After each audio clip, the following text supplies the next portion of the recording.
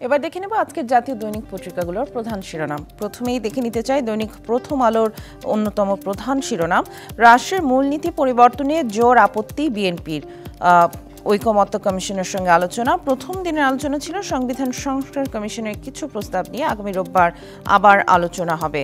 গতকাল কমিশনের সঙ্গে দীর্ঘ আলোচনায় নানা যুক্তি ব্যাখ্যায় দলটি তাদের অবস্থান প্রকাশ করেছে। চলে যাচ্ছি পরবর্তী পত্রিকায়। সমকাল, ভোজ্য তেলের দাম বিশ্বে কমছে, দেশে বাড়ছে।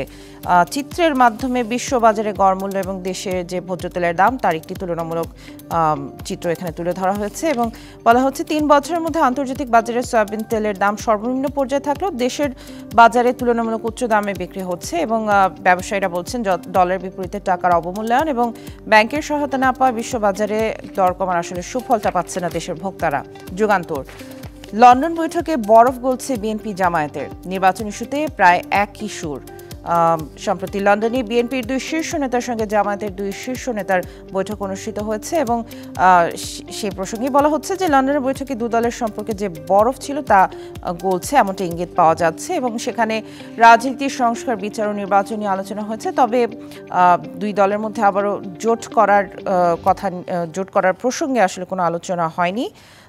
বিশ্লেষকরা বলছেন দূরত্ব কমলে নির্বাচনের সংস্কারের সমাধান সহজ হবে। কালবেলা, রাজনীতির হাওয়া গরম। ত্রয়োদশ জাতীয় সংসদ নির্বাচন কখন অনুষ্ঠিত হবে তা নিয়ে সরগরম হয়ে উঠেছে রাজনীতি এবং নির্বাচনের সময় ঘিরে বিএনপি, জামায়াত এবং সম্প্রতি নতুন গঠিত দল জাতীয় নাগরিক পার্টি সহ অন্যান্য রাজনৈতিক দলের নেতারা নানা রকম বক্তব্য দিচ্ছেন, যাতে বেশ উত্তপ্ত হয়ে উঠেছে রাজনীতির মাঠ। বাংলাদেশ প্রতিদিন, পাকিস্তানকে ক্ষমা চাইতে বলল বাংলাদেশ, সম্পর্ক জোরদারে গুরুত্ব আরোপ। প্রধান উপদেষ্টার সঙ্গে পররাষ্ট্র সচিবের সাক্ষাৎ। আমরা জানি গতকাল প্রধান উপদেষ্টা ডক্টর মোহাম্মদ ইউনূসের সঙ্গে পাকিস্তানের পররাষ্ট্র সচিব আমনা বালুচের সাক্ষাৎ হয়েছে। সেখানে পারস্পরিক সহযোগিতা বৃদ্ধি সহ আরও নানা বিষয়ে সম্পর্ক শক্তিশালী করার উপর জোর দিয়েছেন প্রধান উপদেষ্টা। ইত্তেফাক, আইএমএফের কিস্তি ছাড়ের সমঝোতা হয়নি, আলোচনা চলবে বলে জানিয়েছে প্রতিনিধি দল।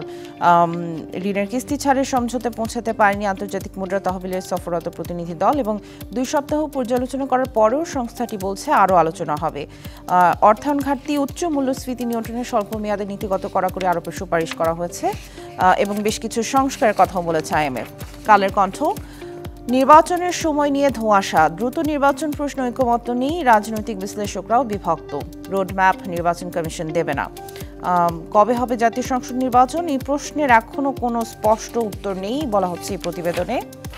বণিক বার্তা, মিরসরাই জাতীয় অর্থনৈতিক অঞ্চল, দৃশ্যমান বিনিয়োগ যৎসামান্য, বড় পরিবেশ বিপর্যয়ের শঙ্কা। বাংলাদেশের সবচেয়ে বড় অর্থনৈতিক অঞ্চল মিরসরাই জাতীয় অর্থনৈতিক অঞ্চল এবং বলা হচ্ছে যে বিনিয়োগ প্রকল্প সচল রাখতে চাহিদা অনুযায়ী পানি, গ্যাস ও বিদ্যুতের নিশ্চয়তা মিলছে না, যে কারণে উল্লেখযোগ্য শিল্প কারখানা সেখানে গড়ে ওঠেনি। কিন্তু অন্যদিকে উপকূলীয় বনাঞ্চল দখল করায় বিপন্ন হচ্ছে প্রাণীকুল, ফলে সংশ্লিষ্টরা মনে করছেন এই প্রকল্পের মাধ্যমে আসলে লাভের চেয়ে ক্ষতি হয়েছে বেশি। কিছু ইংরেজি পত্রিকাও আছে আমার হাতে। প্রথমে আছে দ্য ডেইলি স্টার, দেখে নেব তাদের শিরোনাম। BNP plans talks with allies to rally support, demand for polls by December, party serious about reforms reaching consensus. Salahuddin Ahmed বলেছেন অর্থাৎ ডিসেম্বরের মধ্যে নির্বাচনের যেই দাবি বিএনপি করে আসছে, সমমনা দলগুলোর সাথে এ বিষয়ে আলোচনার পরিকল্পনা করছে দলটি। এরপরে আছে the business standard, exchange rate tax reforms hold key as IMF withholds $1.3 billion disbursement. যেই আইএমএফ যে ঋণের কিস্তি ছাড়ে সমঝোতা হয়নি, দ্য বিজনেস স্ট্যান্ডার্ডও সেই প্রসঙ্গে করেছে তাদের এই প্রতিবেদনটি। বলা হচ্ছে $4.7 বিলিয়ন যে ঋণ সহায়তা দেওয়ার কথা ছিল তার মধ্যে এখনও $1.3 বিলিয়ন ছাড়ের বিষয়ে সমঝোতা আসতে পারেনি। The daily observer, doubts grow over IMF's $2.4 billion loan release as June deadline looms. IMF emphasizes on good governance, transparency, financial sector reforms. অর্থাৎ একই বিষয় IMF এর ঋণ ছাড়ের বিষয়ে দ্য ডেইলি অবজার্ভারও তাদের প্রতিবেদনটি করেছে। এবং সবশেষ আমার হাতে আছে the New Age, CPC amendment approved to speed up civil case disposal, limited time prayers, digitized summons, no separate execution suite. এই ছিল আজকের জাতীয় দৈনিক পত্রিকাগুলোর প্রধান শিরোনাম।